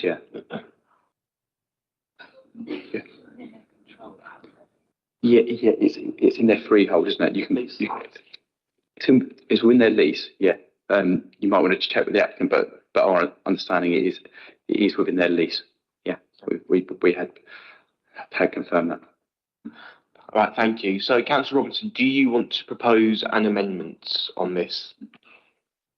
Okay, thank you. Do I have a seconder for this amendment? Councillor Theobald, I'll put it down as. So I saw your hand was first, I saw up. Right, before we, do I need...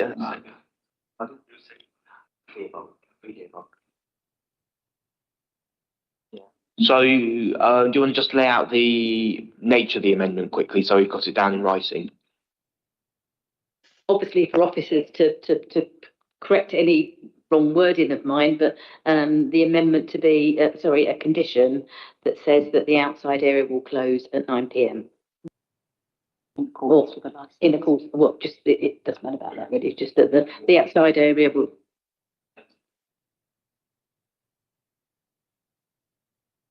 In terms of the opening, would it be opening at the same time? It's just be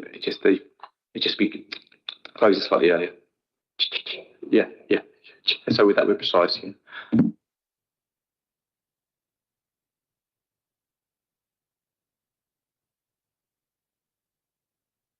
Sorry, just one thing that's occurred to me is that, again, this is more of a licensing thing and I can't help overlapping. That would restrict people who smoke from being able to go outside to have a cigarette. Okay,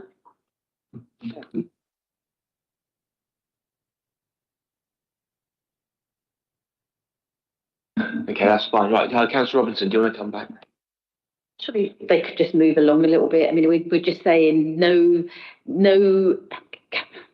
How do you word it? So no tables and chairs outside. Nothing to encourage those customers to stay outside. However you word that. That's where I was getting at, because the other thing that we say on licensing is that if you're going outside the smoking area, it's restricted numbers and you can't take your drinks with you. So I don't know whether that's a condition, but it does mean that people still will be able to go outside there. But I don't know if we can do that in planning, can we? We can't restrict the one. I'd like to say I don't think that comes under planning, so it's licensing, isn't it? So yeah. Right, so we'll just finish debate. I just want to debate this amendment specifically first before we debate the thing at large with the amendment either passed or fallen. So, Councillor Pickett.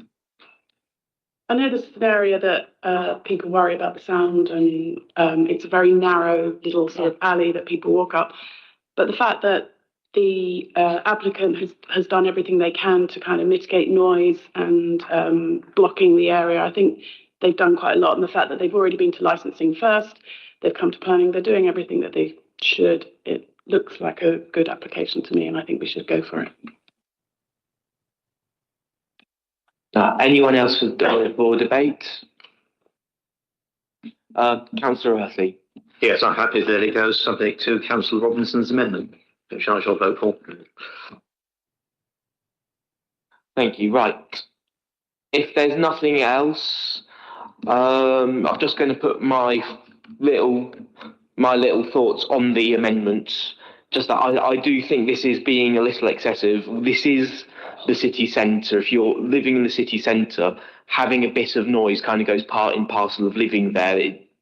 We shouldn't be bringing in excessive. I think this is slightly excessive, bringing in excessive legislation to enforce something that's already being done through licensing anyway. Limits movement for the owner of the site anyway, in a place where we should be encouraging people to be investing in and bringing support in. But I have a feeling I'm about to be outvoted on this anyway. So in relation to the amendment proposed by councillor, so if no one else has anything to add to debate. Yeah. So in that case then, was this a residential area primarily and shops and bars have moved into it, or has it always been a bar and social area where residences have moved into it? What's the focus on? Because if it's always been a bar kind of area, then the argument of Councillor Sheard about people should expect it. If it's the other way around. So I'm not saying I won't vote for it, I'm just trying to clarify. It's shops, really. It hasn't. This particular part of the North Lane hasn't been particularly a bar or a restaurant area, is it? It's shops, and you can see there are flats above. So, and yeah, I've made my point now.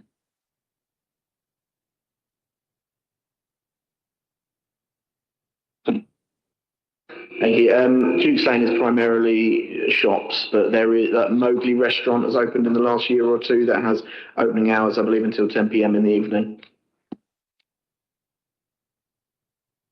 No outside space though, Mowgli.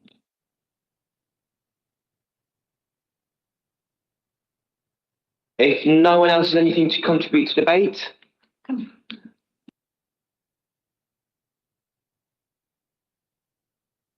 Sorry. I mean, arguably, it's worth considering having in your minds that the issue of the outside use is being controlled by another regime under the licensing permit, alcohol license, so they've got it. So really, we shouldn't necessarily be seeking to duplicate if it's being controlled under another regime. So I think members ought to bear that in mind. And also, enforceability, we shouldn't really have two bites of the cherry. So if it's being controlled under the alcohol license, then to add a condition as well, it could be seen as overkill. Yeah, of course. My concern is that there are proposed changes to the licensing policy that would allow restaurants to the presumption to approve licenses till 1 a.m. in this area and across the city. So a new owner could come in to this establishment and extend the license that's currently been given till 9. So that's why I prefer it, if we can, for it to be conditioned in planning. Sorry, Councillor Cattell, do you want to come in? Thinking that that hasn't come in yet, and it's still a long way off. And also they've got it specifically in their license. And if there was a change of personnel and they had to get a new license, then there will be, we would have to listen to objections from neighbours and councillors and so on. Again, I don't think that new, if the statement of licensing policy does come in, and it is accepted, it doesn't mean that everybody has got the chance to open till 1 o'clock. It doesn't mean everybody automatically gets it. Well, but they can't. I think you'll have to ask the licensing team about it. But I do think this is, and what you said about duplicating legislation, that's always been the way with planning. You can't actually control other things through other legislation through planning, because it would if can the legal officer just jump in quickly? Thank you, Chair. Yeah, I'd just say the question, obviously, if you're putting a condition on the permission, it needs to meet the tests. And in this instance, I would question whether it would be reasonable, bearing in mind the licensing regime. Councillor Pickett. Sorry, I was going to say something similar. So surely we have to base it on legislation that exists now. We can't imagine what's going to exist. And also, we're talking about planning and not licensing, and I just don't think we can bring that into it. Well, we can. I think we are beginning to delve a little too far into the world of licensing now, rather focusing on the material planning matters. So unless anyone else has anything to contribute, I'm going to move to the vote now. So first of all, we will be voting on the amendment. The condition. We'll be voting on the condition proposed by Councillor Robinson. So can I see all those in favour of the condition?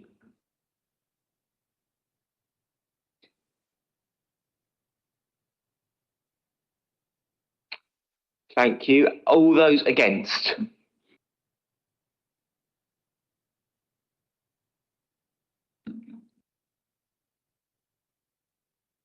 Just to confirm, Chair, there's 5 for and 4 against, so that condition is added.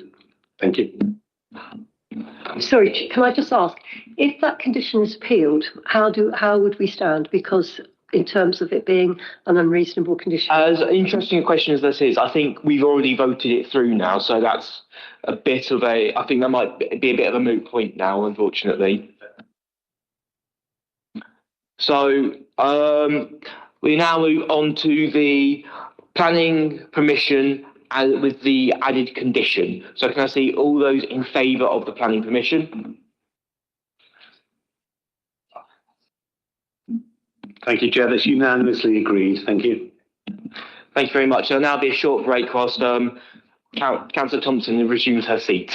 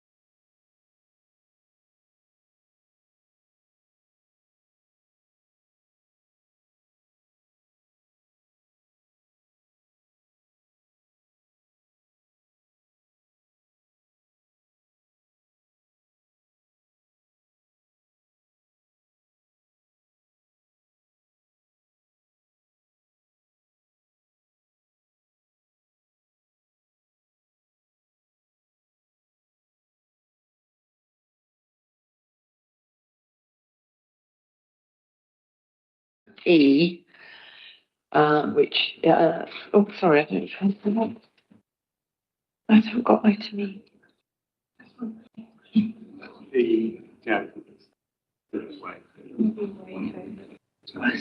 It's not on that list, it's the Item E is Neville Way, so let me pass you over to, hello, Charlie, welcome.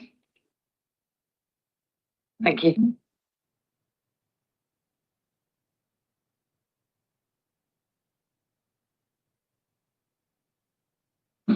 And Chair, good afternoon, everyone.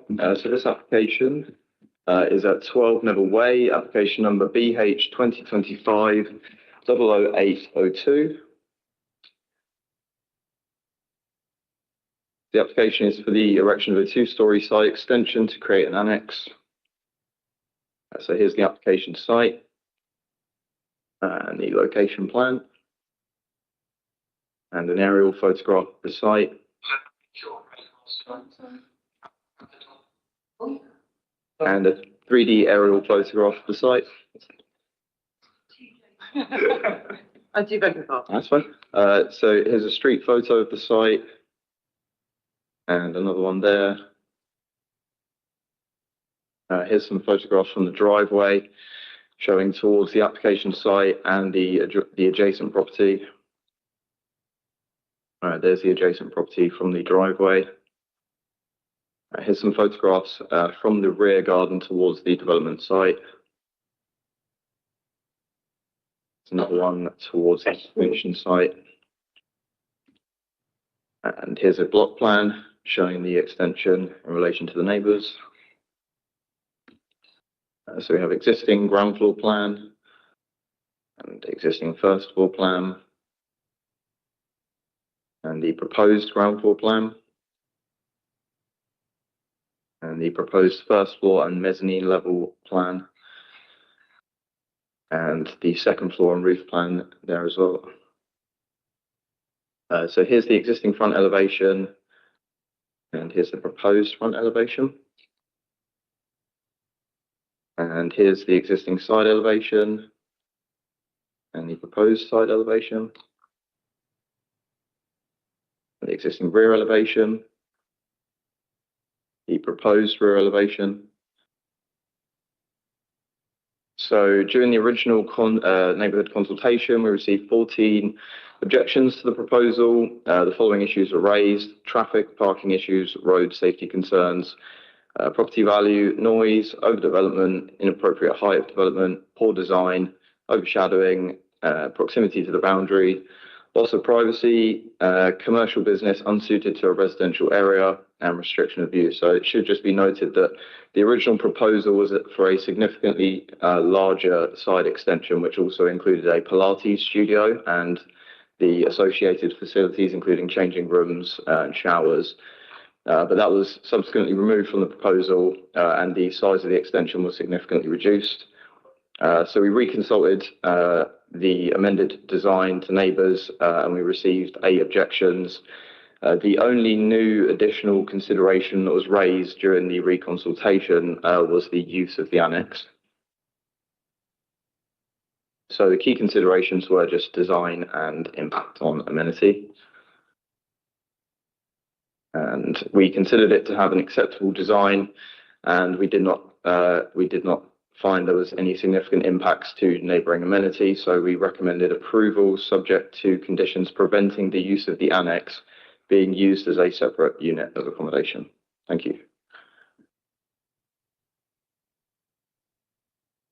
Councillor Pickett. Thank you. I'm just slightly confused by the drawings that have the annex.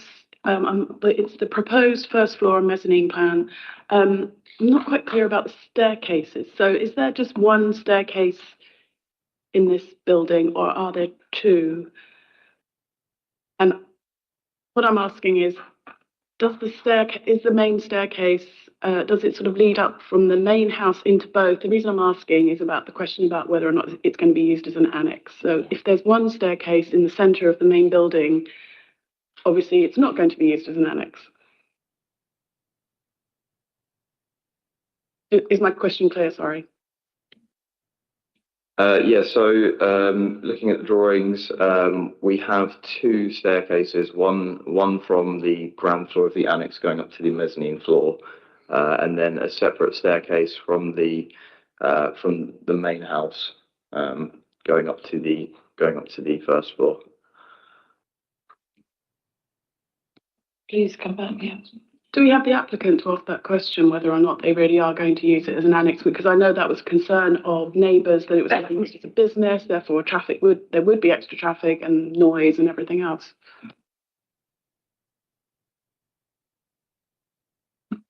I don't think the applicant is in attendance today. I think it's a good question, though, because, yeah, a separate staircase, don't forget, a separate operation. I think we just got to look at the application in front of us. It's been advertised as an annex. The first floor, they have a link. So you can see there that the bedroom is accessed from the main house. Yes, we have to take the word for it, and we've got conditions on there to say that it has to be an annex. That's useful, having conditions. So, anybody else with questions? Councillor Tibble. This annex, I'm not sure how big it is, but will it be used perhaps as the Pilates thing that they were going to do? Yeah, we don't know, do we? Because that would create traffic, wouldn't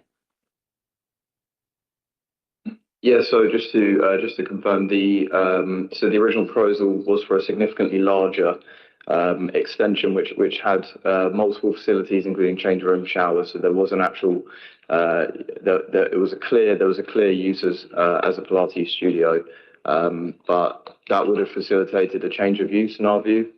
So we got them to remove it from the proposal, and at this stage we don't feel there's there's no definite way of saying that they would be using this as a Pilates studio. We've removed that from the proposal entirely. So there's nothing here in our view that suggests that this could still be used as a Pilates studio. So.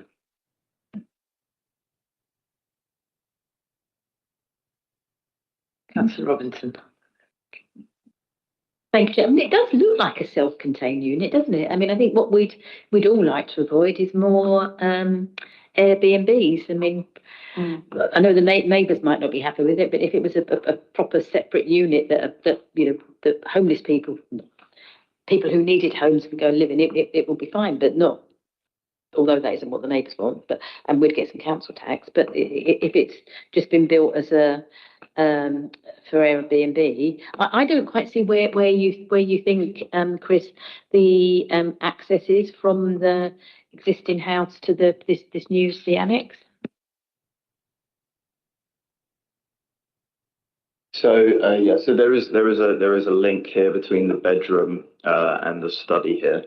So that's the main link between the house and the annex, but also they would have a shared rear garden, and we've added a condition removing permitted development rights, so they wouldn't be able to construct a fence in the garden to subdivide it. So there would still be some interdependency between the two, and it would prevent it being used as an entirely separate unit of accommodation. Councillor Pickett. Yeah, so would they be allowed at some point could they just sort of block up a wall on that staircase? Of course they could. Would they have to get planning permission to do that?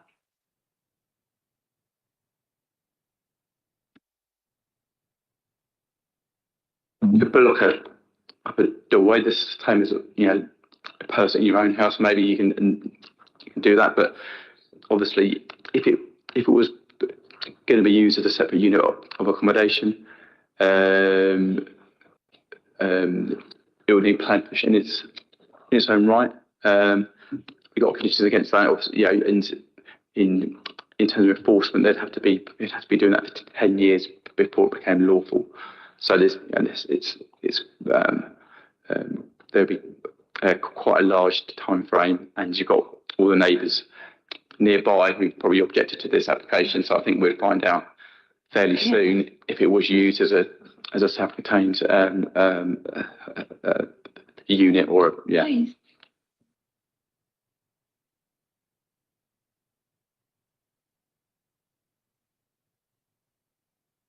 Sorry, I'm just looking at the plans, and there's an ensuite on the ground floor that leads off the lounge.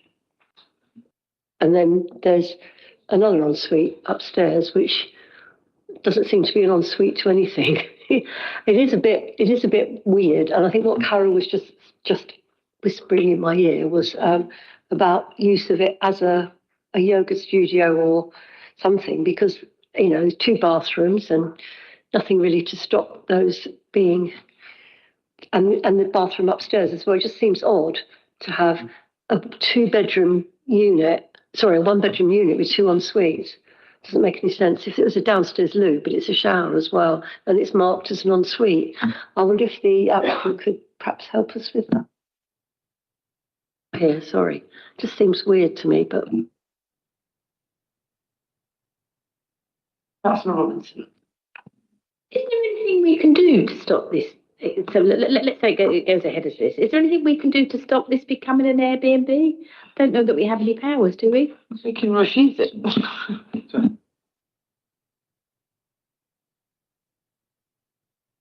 So we're all aware that they had originally applied to have this as a Pilates studio, and that was rejected. I wonder. I mean, I don't know. It seems to me that the committee members are feeling as if they're trying to get what they wanted from the original application by another route. Oh. Okay. Yeah, no, I think other people were saying that. Just like to just confirm that in terms of controlling that, we just have added the conditions, but I feel like they have significantly reduced the size of it and removed all the facilities. I appreciate there is a bathroom on the ground floor, but I don't think that's enough reason for us to still consider them using it as a Pilates studio. Could I ask about the garden? I was a bit confused because I don't recall that came up when we were discussing this in the briefing last week. You mentioned about not splitting off the garden, but that presupposes that there are two separate residences going on, and I thought we were talking about this as a bigger, extending the size of the residence they've got. So why would the issue of shared garden come into it? I'm really confused.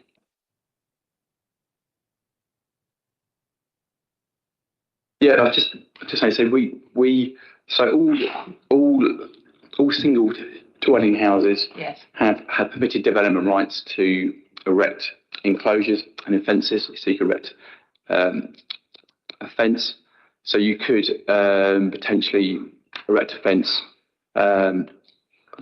sort of down the garden. Yes. Yeah, so this had one fence.